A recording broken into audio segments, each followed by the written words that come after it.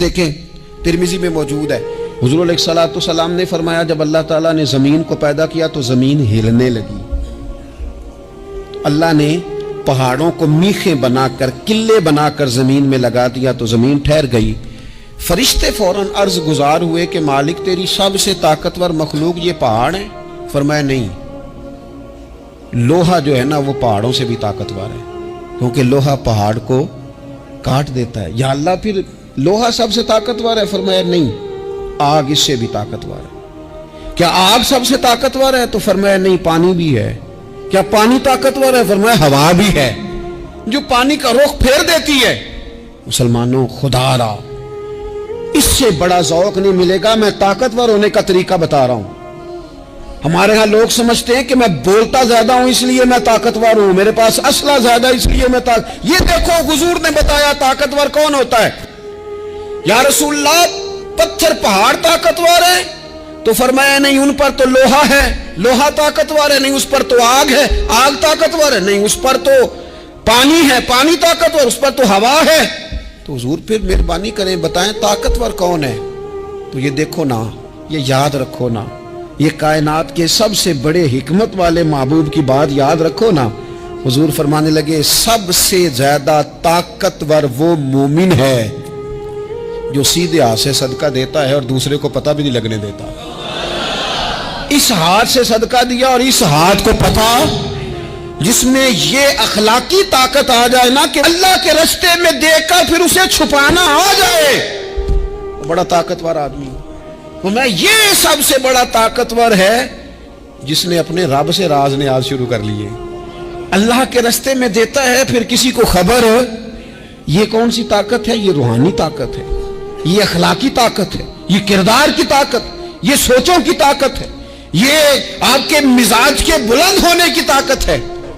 لیکن اگر مسجد میں ٹائلیں لگوا کر بھی ایک ٹائل پہ نام لکھوا لیا ہے، اگر کہیں تعاون کر کے بھی کہا میرا ذکر کرو، کوئی خدمت کر کے کہا میرا نام لو، پھر آپ کمزور ہیں، پھر آپ طاقتور نہیں ہیں، پھر آپ نے بزدلوں جیسا کام کیا، پھر آپ نے وہ رنگ اختیار کیا ہے جو شاید آپ کو ذہنی طور پر بڑی کوفت میں مبتلا کر دے۔ تو اعصابی طاقت، اعصابی قوت، آپ دیکھیں حضرت صدیق اکبر رضی اللہ تعالیٰ عنہ، حضور نے تربیت کی تھی نا۔ میں ذمہ داری سے کہتا ہوں کہ تعصب کی اینک نہ کسی نے پہنی ہو، ورنہ کائنات میں عشق کی داستان ختم ہو جاتی ہے جناب صدیق اکبر پر۔ جو پیار انہوں نے مدینے والے محبوب سے کیا ہے کوئی کر ہی نہیں سکتا۔ اور ہر وقت کی جدائی، ہر وقت کی، یعنی بیٹھے بیٹھے نا حضور کے وصال کے بعد بیٹھے بیٹھے حضرت صدیق اکبر اٹھ کے نا تو ایک رستے پہ چلنا شروع ہو گئے۔ کسی نے پوچھا ابو بکر کہاں جا رہے ہو؟ کہنے لگے یار ایک دن نا محبوب 2-3 دن کے لیے کہیں گئے تھے، اس رستے واپس آئے تھے۔ جنہاں دے دل پر جانی وچھڑن کون روے پھر تھوڑا، یہ سب روگاں دا روگ محمد جس دا نام وچھوڑا۔ پریشان ہوں تو دل کر رہا پتہ نہیں یہاں سے آ نہ جائیں۔ اتنا زیادہ محبوب کی غلامی اور نبی پاک کی محبت کا ذوق، لیکن اعصابی طور پر مضبوط کتنے تھے؟ حضور کے وصال کے بعد جس بندے نے اپنے پروں کے نیچے پوری امت کو سنبھال لیا ہے نا، اس کا نام بھی ابو بکر صدیق ہی ہے۔ ایسے ایسے سنبھال لیا، سب سنبھال، دکھ سب سے زیادہ لیکن سنبھالا۔ کوئی زکوٰۃ کا منکر پیدا ہو رہا ہے، کوئی ختم نبوت پہ حملہ کر رہا ہے، کوئی کچھ ہو رہا ہے، کوئی کچھ ہو رہا ہے، ابو بکر صدیق نے فرمایا سارے لشکر روانہ کرو، جہاں جہاں حضور نے فرمایا تھا جہاد کرو۔ فرمایا جو ایک رسی بھی زکوٰۃ کی نہیں دے گا وصول کریں گے۔ لوگوں نے کہا حضور حالات بڑے اور طرح کے ہیں، کیسے کام چلے گا؟ حضرت عمر جیسے دلیر بندے بھی کہنے لگے جناب یہ نظام کیسے چلے گا؟ تو ابو بکر صدیق فرمانے لگے عمر تجھے تیری ماں روئے، تم بڑے مضبوط مزاج کا تھا، یہ مجھے کیا پیغام دے رہا ہے؟ فرمایا عمر یاد رکھ اگر میں مدینہ منورہ میں اکیلا بھی رہ گیا اور جنگل کے درندے میرا آ کے گوشت بھی نوچ کے لے گئے تو پھر بھی میں ان اصولوں پر کھڑا رہوں گا جن اصولوں پر مدینے والے رسول نے مجھے کھڑا کیا ہے۔ ذرا گنجائش نہیں۔ ہم یہاں سے مضبوط لوگ ہیں، یہاں سے ذہنی بلندی، ذہنی پختگی، یہ حسن ہے زندگی کا۔ یہ کیا بات ہوئی परसों फैसला कोई और था, सवेरे प्रोग्राम कोई और बन गया। कल फलाने का मुरीद था, आज मुझे फैज नहीं मिला, इधर जा रहा हूं। परसों फलाने को उस्ताद बना बैठा था, आज मेरा प्रोग्राम बदल गया है। कल मेरी सोचें और थी, आज मेरी सोचें और हैं। जो कौम सारी जिंदगी ताय्युन ही ना करे वो काम कैसे करेगी? जो रास्ते का आगाज ही ना करे वो मंजिल पर कैसे पहुंचेगी? तो कमजोर बातों से निकले, बुज़दिलाना सोचों से बाहर आए, तय करें जिंदगी में ये कुछ हमने करना है। मैंने कहा है निकले मैदान में जीतने के लिए, फिर रब की मर्जी है, फिर अल्लाह की मर्जी है। सारी जिंदगी सहाबा पर कर्ज रहा, कर्जे भी रहे, खिदमतें भी होती रही, जिहाद भी होते रहे, ड्यूटियां भी होती रही, सारे काम ही होते रहे। हमारा ये मिजाज है, एक दो खा गया है सारी खुशियां ही गई, बस सारा कुछ खत्म कर बैठते हैं। तो थोड़ी सी ना मजबूत देखें। अच्छा, ये हजरत अबू बकर का हाल है, तो जनाब उमर की कैफियत क्या है? कलमा पढ़ते ही हजरत उमर ने फरमाया या रसूलल्लाह, जब आप सच्चे, कुरान सच्चा, इस्लाम सच्चा, तो छुप के नमाज पढ़ने का क्या मतलब है? फरमाया अभी तादाद ही कोई नहीं, 40 तो मुसलमान है। अर्ज की हुजूर मेहरबानी करें ना, आप सिर्फ इजाजत दें। 20-20 लोगों की सफ़े बना दी गई। एक सफ के आगे हजरत उमर है, एक सफ के आगे हजरत अमीर हमजा है। जनाब उमर कहने लगे चूंकि आप अल्लाह के रसूल हैं तो लिहाजा नमाज भी आज अल्लाह के घर में ही पढ़ी जाएगी। तो हजरत उमर बैतुल्लाह शरीफ के बीच खड़े होकर नारा लगाते हैं, फरमाते हैं मैं उमर हूं, तुम मुझे भी जानते हो, मेरे बाप को भी जानते हो, तुम मेरा कबीला भी जानते हो, मैंने पढ़ लिया है महबूब का कलमा। अब जिसने बच्चे यतीम कराने हो और अपनी बीवी बेवा करानी हो वो आए और मुझे रोके। ये महबूब अल्लाह के हैं और घर भी अल्लाह का है, तो नमाज भी आज अल्लाह के घर में ही पढ़ी जाएगी। जब तक इंसान यहां से ताकतवर नहीं होता। फिर बात आई सैयदना उस्मान गनी की। मैं पहला वहां ओना रिंदा तो जिन्हें खुली बगावत की थी, ये पूरा कबीला और तरफ है। उस्मान तेरे घर में माल है, दौलत है, वज़ादारी है, लोग सारे क्या करेंगे? वालिद मुखालिफ, चचा मुखालिफ। हजरत उस्मान गनी जैसे आदमी को पकड़ के बांध दिया गया घर में। पर उस्मान गनी कहने लगे मैं उन बुज़दिलों में से नहीं हूं जो मोहब्बत भी करें और इजहार भी ना कर सके, जो दावा भी करें और फिर उनके अंदर ताकत इजहार भी ना हो। फरमाया तुम जितना बांध सकते हो बांध लो, तुम अपनी दौलतें, हुकूमतें और अपना जाहो जलाल संभाल के रखो, हमने तो गुलामी का फैसला कर लिया है। और फिर की गुलामी उन्होंने।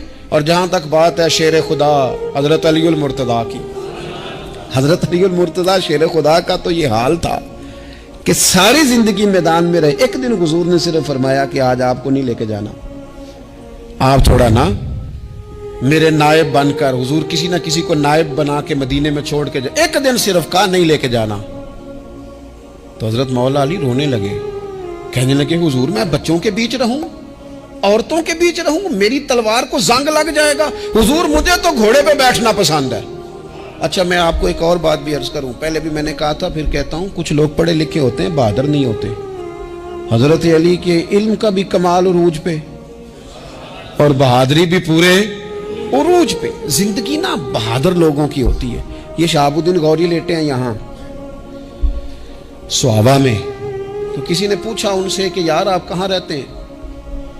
कहने लगे मैं घोड़े की पुश्त पे होता हूँ, हमारे बच्चे बड़ी सोहनी फोटो बनाते हैं। इनसे पूछें आजकल आप क्या करते हैं, तो कहते हैं मोबाइल चलाते हैं। आप क्या करते हैं? फोटो खींचते हैं। आप क्या करते हैं? कहते हैं वो ना मुझे ऐसा अजीब मसला है मोबाइल का कि बच्चों की ना मतलब मैं कई दफ़ा सोचता हूँ कि अगर इन्हें कुछ 4 घंटे मोबाइल से अलहदा रहना पड़ा ना तो हो सकता है कि इनको डॉक्टर को भी दिखाना पड़ जाए, इतनी खूब बुरी हालत हो गई। मुझे ढेर सारे दोस्त कहते हैं जी आप टेलीफोन पे मिलते नहीं। मैंने कहा मैं पहले मिला करता था जब तक लोगों की जेब में मोबाइल था, जब से लोगों ने हाथ में पकड़ लिया ना तो फिर तो एक दिन में 100 नंबर मिलता है, तो फिर आप कैसे मोबाइल पे रहेंगे? फिर तो एक ही काम है, या फ़ोन सुनेंगे या कोई और काम करेंगे। तो थोड़ी सी हिम्मत वाली ज़िंदगी गुजारें। बुज़दिलाना बातें, कमज़ोर बातें हमारे बच्चों को भी कमज़ोर कर देंगी।